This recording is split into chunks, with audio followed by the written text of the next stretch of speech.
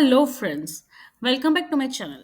आज के बुक में हम रिवाइज करेंगे, हम देखेंगे कुछ ऐसे मनी और इन्वेस्टमेंट लेसन्स जो कि हम अपनी डेली लाइफ में इनकलकेट कर सकते हैं, उन्हें अप्लाई कर सकते हैं। And the famous book is this psychology of the money by the author Morgan Housel. So ये one of the best book है मनी पे।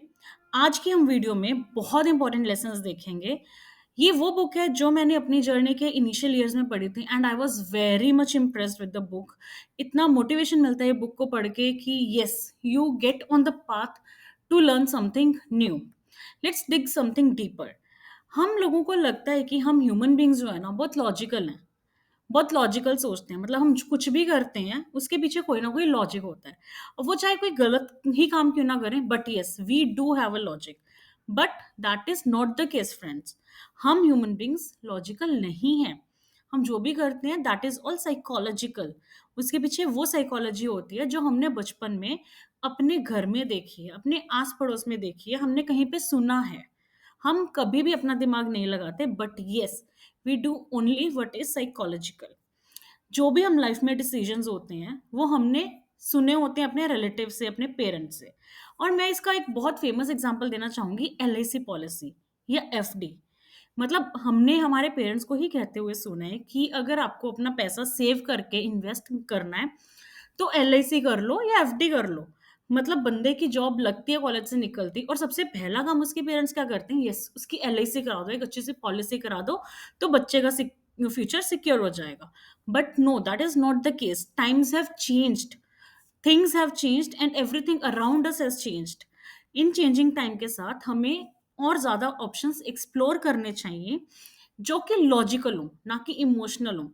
हमें वो सारे एलआईसी जैसे इमोशंस को पीछे छोड़ के अब आगे बढ़ना चाहिए। Let us look at some of the points that we will discuss now. Number one is, being rich is not equal to being wealthy. Yes, there is a difference between being rich and being wealthy. से आपने किसी को बहुत अच्छी car चलाते हुए देखा, आप इंस्टेंटली उससे इंप्रेस हो जाओगे, वाओ क्या बंदा है, कितनी अच्छी कार चला रहा है, काश मेरे पास भी ऐसी कार हो। बट आपने सिर्फ कार देखी, आपने देखा कि उस बंदे ने कार ली कैसे है, उसके पीछे लोन है, उसने फुल डाउन पेमेंट किया है, उसने कहाँ से पैसों का वो किया है। अगर उसने 25 लाख की कार आपने देखी है और आप बहुत इंप्रेस हो रहे हो, तो अगर उसने एक ही साथ डाउन पेमेंट किया है, इट मीन्स उसने अपनी वेल्थ में से 25 लाख एक लग्जरी पे वेस्ट कर दिए। अगर उसने ईएमआई पे लिया है तो आप उस कार को देख रहे हो, बट उसके पीछे उसने जो अपने लिए लाइबिलिटी क्रिएट कर दी है, you are not looking at that, you are ignoring that. वो कार उसके लिए एसेट नहीं है, लाइबिलिटी है। आई होप आपको एसेट लाइबिलिटी का डिफरेंस पता होगा। नहीं पता तो yes, you can watch it in my another video. आज की डेट में हर कोई शो ऑफ करना चाहता है। चाहे आप किसी डिनर पे जाओ, किसी वेकेशन पे जाओ, कुछ भी खरीदो, the first thing you do is post it on Instagram, Facebook, जिससे लोगों को पता लगे। और लोग करते भी क्या हैं, ऐसी चीजों को देखकर बहुत जल्दी इंप्रेस हो जाते हैं। एंड उन्हें लगता है कि आप डिनर कर रहे हो, यस, उन्हें भी जाना चाहिए, उन्हें भी ऐसे स्पेंड करना चाहिए। बट नहीं, ये वेल्थी नहीं होना है। आज मैं आपसे क्वेश्चन पूछती हूँ, इमेजिन आपके पास 1 करोड़ रुपया है, तो आप क्या करेंगे? हर कोई यही जवाब देगा कि अच्छी कार खरीदूंगा, वर्ल्ड टूर पे जाऊंगा, प्रॉपर्टी लूंगा, and etcetera many luxury items.